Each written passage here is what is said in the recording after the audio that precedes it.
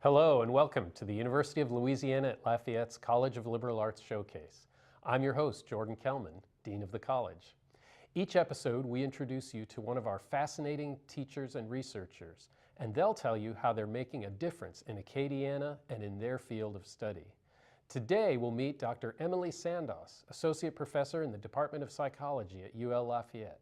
In addition to being a professor, Dr. Sandoz is a licensed clinical practitioner at Camellia House Counseling and Education and the editor-in-chief of the Journal of Contextual and Behavioral Science. We'll learn how she's been helping students and other people through her work and dedication.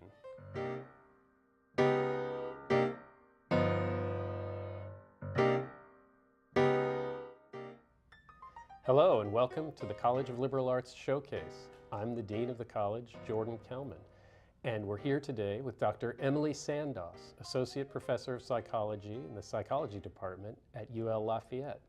Dr. Sandoz is also a licensed clinical therapist practicing at Camellia House and the editor-in-chief of the Journal of Contextual Behavioral Science. Welcome, Emily. Thanks, I appreciate it. Emily, can you tell us a little bit about what psychology is and what drew you to this field? Sure. Wow, big question.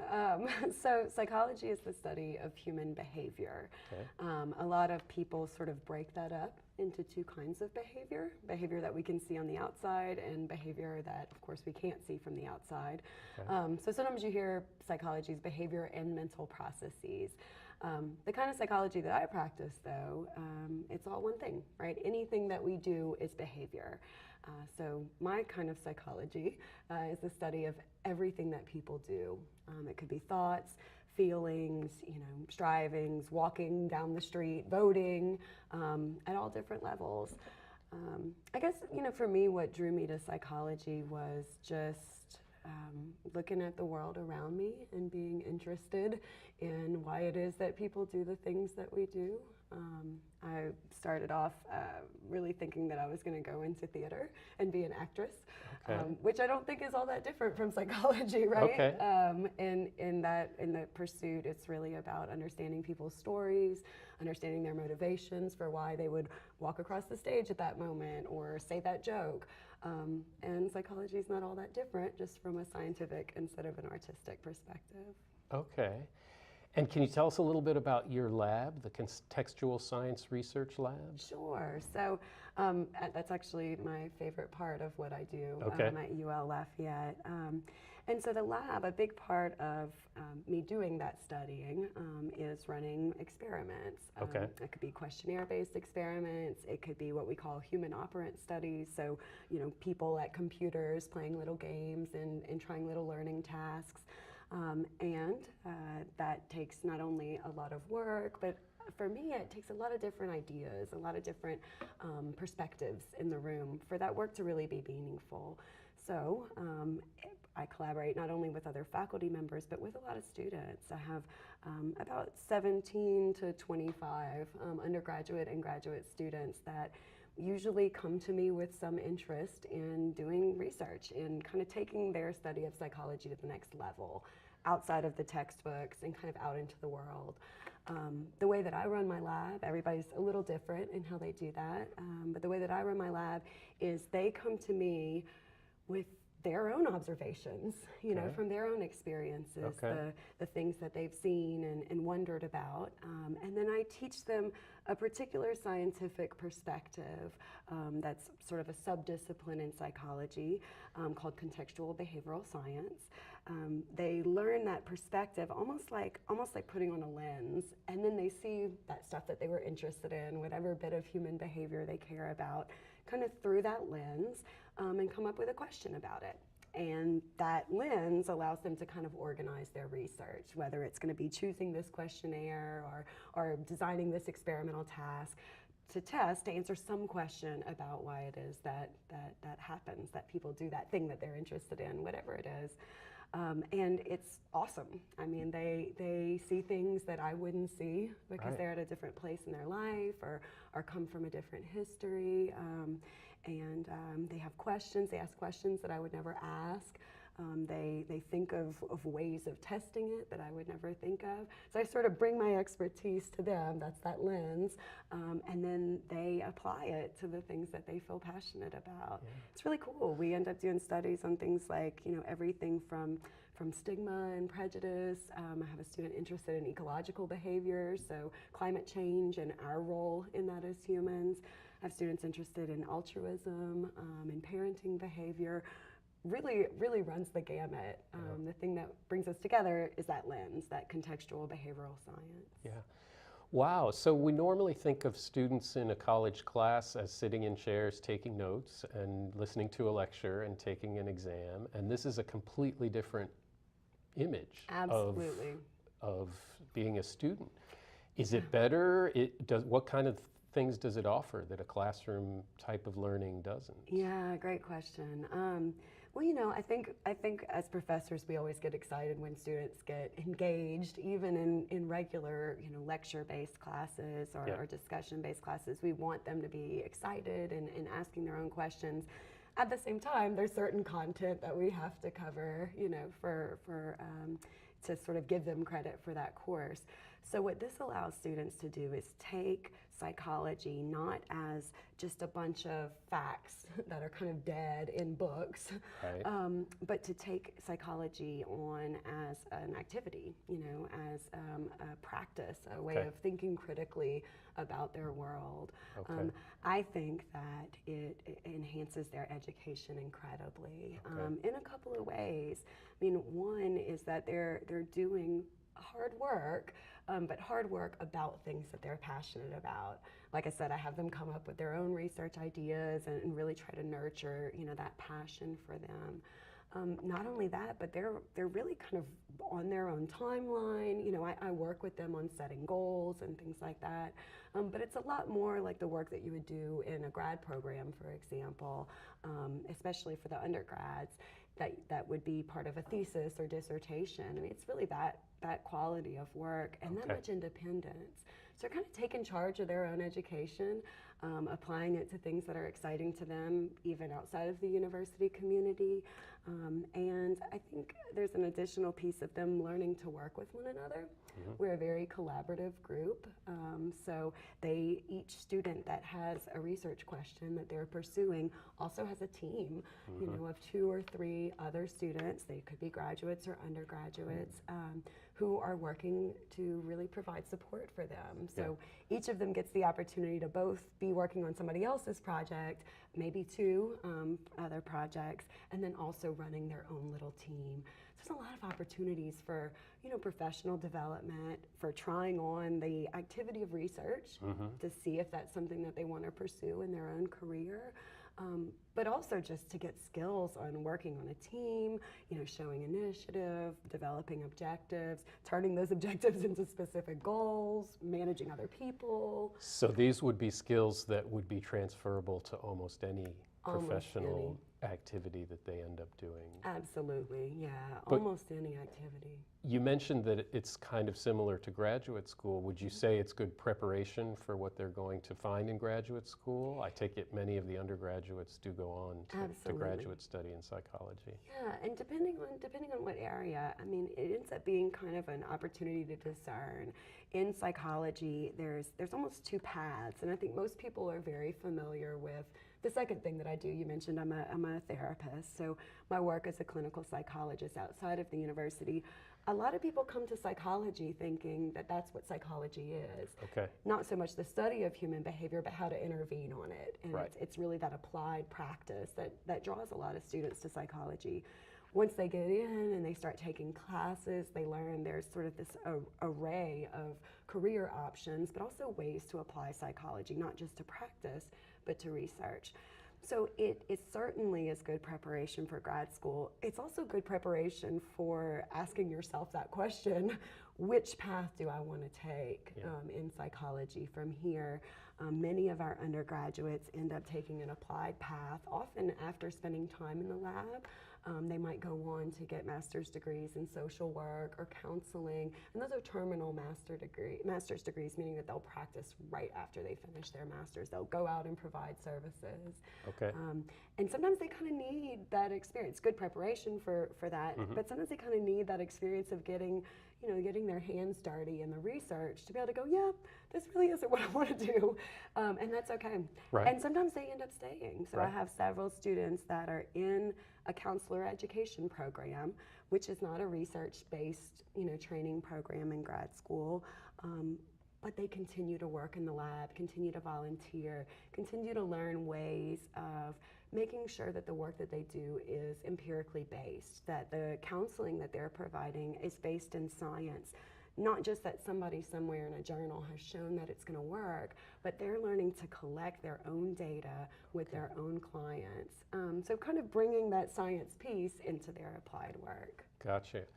You mentioned that the lens that you and your students often use to analyze human behavior is contextual behavioral science. Can you tell us a little more about that? Yeah. What does that mean?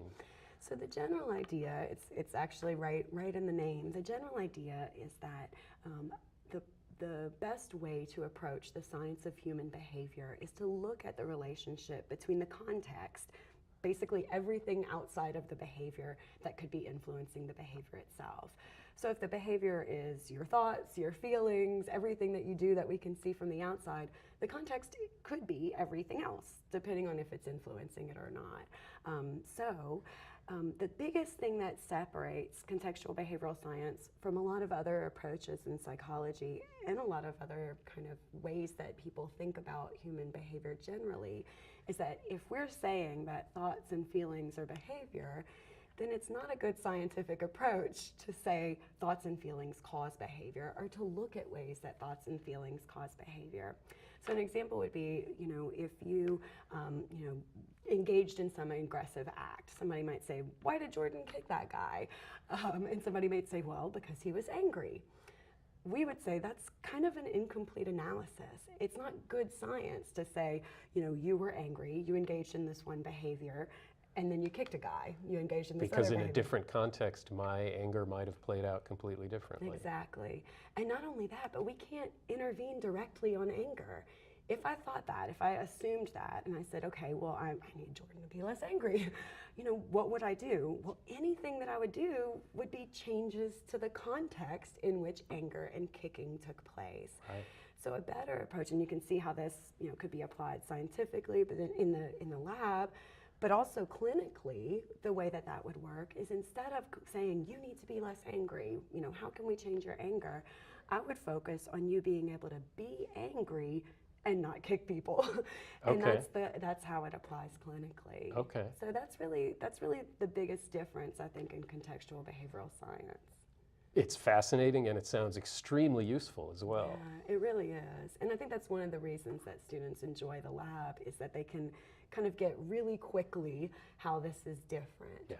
In that old nature versus nurture question, we're not saying that nature isn't important. We're saying nature is part of the behavior, and where we intervene. And that you can't separate them. Exactly.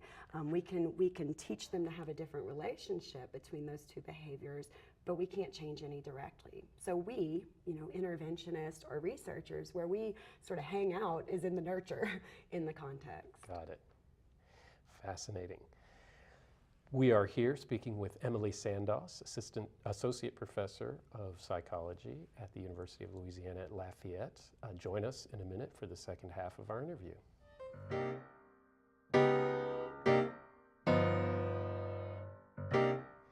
Welcome back to the Liberal Arts Showcase.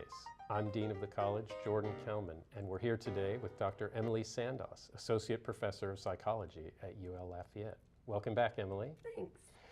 Emily, you were telling us that you also are a practicing clinical psychologist and locally you practice at the Camellia House. Can you tell us a little bit about that? Sure. So the sort of applied area within contextual behavioral science is called acceptance and commitment therapy. And so acceptance and commitment therapy is my theoretical orientation, and it's the kind of work that I do. What distinguishes that from any other kind of therapy is that it's really mindfulness and values-based. It's based on the idea, which you should probably be able to match right from what I was saying about contextual behavioral science, that it's not that our thoughts and feelings are broken. It's not that they're bad or wrong. We have rational thoughts and irrational thoughts. We have feelings we want and feelings that are unpleasant, but that we should expect to have the full range of those. That actually the problem is that a lot of times we start trying to change our thoughts. We get caught up in trying to change our feelings, and that can kind of take over. Okay. We can start to avoid situations that are challenging. We can start to, sort of try to manage our thoughts in a way that cuts us off from the rest of the environment. And that actually ends up being more the problem than the thoughts and feelings themselves. A tagline might be "control is the problem" Okay. when it comes to our internal And maybe experiences. acceptance is the solution? Exactly. So acceptance and commitment. So the two pieces, and it would be mindful acceptance, not sort of white knuckling it or trying to tolerate it and just get through it, but more like, can we openly embrace the full range of human experiences and then commit to things that we really care about? So the mindfulness when it comes to unwanted experiences, Okay. and then the values in terms of identifying what's really meaningful to you and pursuing that regardless of what it brings up. One of the things that's kind of interesting that's come out of this work is that a lot of times our biggest vulnerabilities are tucked right inside of the things that we care about. They're right inside of our values. So, you don't get stressed or concerned about things that don't matter to you. You get stressed and concerned about things that are deeply personally meaningful. So a lot of times people come to me, they want me to get rid of anxiety, they want me to get rid of their anger, to wipe away their memories, their painful memories. And instead what we work on is on the days when you're the most anxious, the most angry, when your memories are, right here in your face, can you still pursue your life and be the person that you want to be? Right. So that's what we work on there. Okay. And I understand you've done a lot of research and writing about body image and helping people to live at peace with their bodies and in their bodies. Yeah, exactly. Is that related to this? It is. So within that my approach is acceptance and commitment therapy, or what we call ACT. And within that, I've developed an expertise in body image. And really, when we say body image, we don't just mean appearance. We mean people's entire experience of having a body, of being embodied. And a lot of times people can have a series of experiences that make it to where those thoughts and feelings that can become problematic, that we start to avoid and manage, that those are thoughts and feelings about their own bodies. Appearance related, functioning related. The folks that I work with might have had experiences like surgeries that left them with limited functioning, or where they're going through a difficult physical rehab. They might have had accidents, car accidents or other injuries that limit their functioning in some way. And they might have appearance, concerns. They might be struggling with obesity, skin issues. I mean, really the full range. In some cases, people have experienced traumatic injuries to their bodies, sexual assaults or other aggressive acts that they've been the victims of and are seeking a way to survive that. So anytime people's experience of their bodies kind of squeeze down their lives, where when you feel bad about your body, the things that you really care about go away, and you start focusing on managing that by eating a certain way, avoiding physical intimacy, not wanting any job where you would have to get up in front of people. It can kind of take over. It gets bigger and bigger and bigger, and your life gets smaller and smaller and smaller. So as you said, I mean, what I tell people is the work that I do is helping people to live in peace in their bodies. What that generally looks like is identifying what in their life is more important to them than how they think or feel about their bodies, and are they willing to pursue those things that are meaningful to them, regardless of how it makes them feel. I think that many of us think of these issues as being particularly salient and significant at certain developmental stages, even though they could happen at any time in life. Is this related to development? Are there ways that we could be managing that process in our society better to help people work their way through that? Yeah, that's a really, really great question. There are certain periods life where our bodies sort of change without our permission. Right. You know, I mean, there's always a little bit of that. You might wake up with your hair doing something funky or a blemish on your skin. You know, but there are certain periods where that change is very rapid. You know, your body changes in composition, or you start to feel aches and pains doing things that before would have been no problem. So, you know, at adolescence, certainly, a lot of times at middle age, in, you know, periods of elderly, you know, development. I mean, each of these periods, people experience very rapid change, such that when they look in the mirror or when they're aware of their bodies, trying to be active, it's not familiar. And that can be really distressing for folks. You know, as far as the role of society, we have this expectation of not just a beauty ideal, but a functioning ideal. Like, there are particular ways that people should look, you know, things that indicate attractiveness, regardless of all the variability we see in human appearance.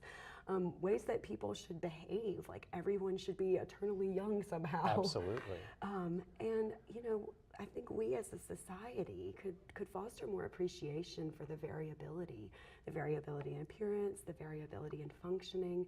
And not just that, but the idea that people get to continue to pursue things that are meaningful throughout their lives. Yes.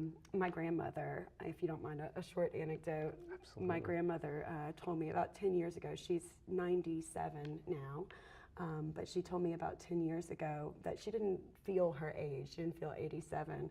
And she said that she would look in the mirror and say, "Who's that old lady?" And I asked her, I said, "Well, Mama, how old do you feel? You know, like, when did you stop feeling like you were getting older?" And she thought for a second, and she kind of, you know, paused and thought and looked at me, and she says, "Oh, about 27." And I thought that was beautiful. Like, that is an example to me of that kind of acceptance. She said, "You know, my body feels older, obviously. You know, I look in the mirror and I look different." But she had this sort of sense of being able to live meaningfully regardless of what her body was doing. Right. That she was not her body. She was so much more of that, than that, rather. And Right. that's inspiring to me. So along those same lines, I understand that you've participated in a broader department project to bring reminiscence therapy to some of the elderly in our community. Can you tell us what that was about and how it works? Sure. That was actually a collaboration with Dr. Teresa Wozencraft, who's a colleague of mine in the department. And it was a partnership, actually a community partnership, with a group called the Acula Foundation. And the Acula Foundation is dedicated 100% to providing free of charge reminiscence therapy in assisted living communities, nursing homes, agencies of that sort. And we were super excited to get involved in this. It's not something that a lot of counselors or social workers or psychologists are really aware of. It ends up being provided a lot of times by other staff within these nursing homes or assisted living facilities. And basically what it involves is exactly what it sounds like. It's giving people the opportunity to reminisce. To contact, whether it's joyous or painful, thoughts and feelings, memories about their history. What we see in the literature, and this was a clinical project and a research project, but what we do see in the research literature is that this seems to sort of embolden people. It seems to bring some vitality in a number of different domains. Physically, people start to kind of stretch out of the boundaries of what they know that they can do without pain, not in ways necessarily that injure them, but in ways that continue to keep themselves active. Their cognitive development improves, or their cognitive decline slows. People start, you know, thinking and problem solving a little bit more actively. In some cases, there have been dramatic, you know, results from things that tend to arouse emotion. Things like exposing elderly people to music from the times that they were young. There's a particular period that stretches into young adulthood from early adolescence that tends to be the time that people really identify as representing their identity, and that they really get some particular advantages from reminiscing from that period. So we had a series of graduate students that actually took on the groups here in Lafayette, going to different facilities and providing these opportunities to reminisce in small groups. And so with the music, if you play music from that period of their lives, their late teens, early 20s, say, it has the most emotional impact for them. That's right. It has an emotional impact. It also jogs all kinds of different memories. Okay. You know, it's like if you think about who you are, especially if you think about who you are in a challenging situation, like living in a nursing home, maybe not having access to the full degree of freedom or to the relationships that you would want, the activities that you'd want. You know, if you think about how you approach those kinds of challenging situations, a lot of times what we do is we draw on how we think about ourselves, and a lot of that is grounded in our memories. If we don't have a lot of opportunities, though, if the whole world has changed around us, the context, if you will, has changed around us, and we're not, you know, we don't recognize the way that people dress, the way that they speak, the music that's the way they see the world. Everything is different. You tend to lose a little bit of yourself.